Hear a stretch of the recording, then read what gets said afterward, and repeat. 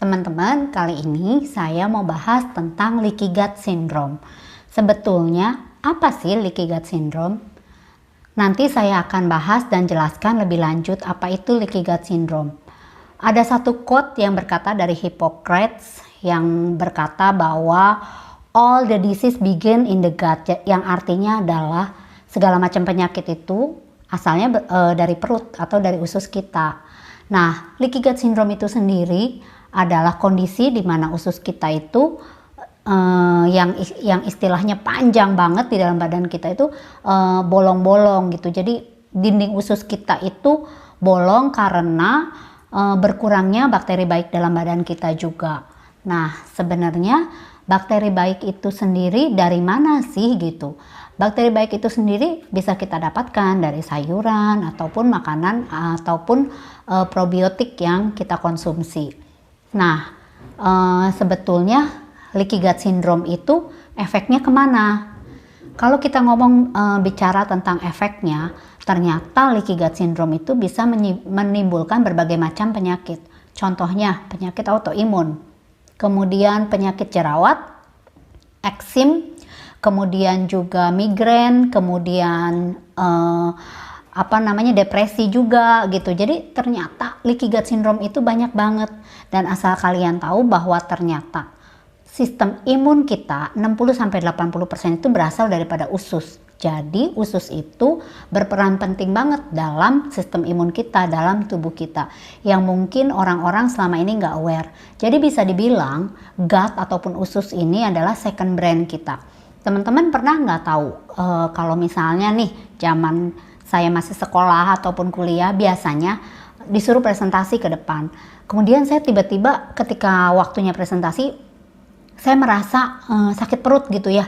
Kok jadi mendadak mules gitu ya. Padahal apa hubungannya, kalau kita mau ngomong apa hubungannya, kan waktu saya presentasi itu hubungannya dengan otak. Saya harus menghafalkan, saya harus bisa menjelaskan, mempresentasikan dengan baik. Tapi kenapa perut saya yang sakit?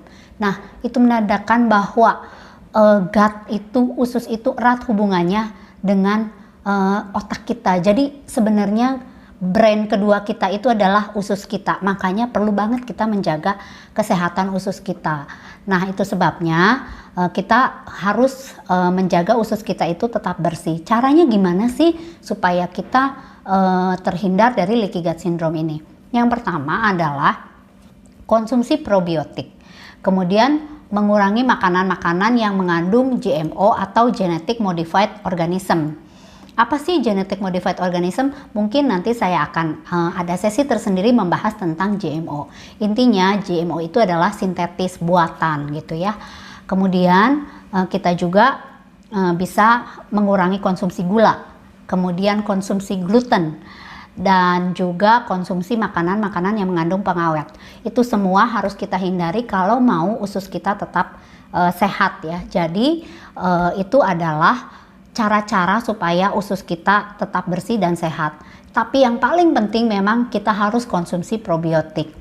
Nah, kenapa? Karena kadang-kadang makanan kita itu atau yang kita konsumsi dari makanan, minuman itu probiotiknya nggak cukup, teman-teman. Kenapa? Karena itu tadi, mungkin kalau di luar sana kalau kita ngomong probiotik yang isinya Lactobacillus acidiferus, kita akan berpikir satu merek ya teman-teman.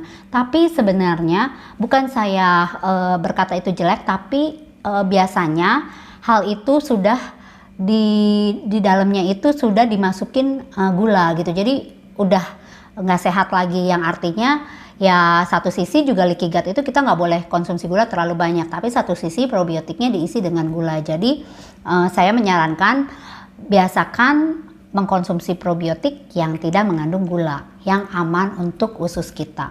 Oke, teman-teman.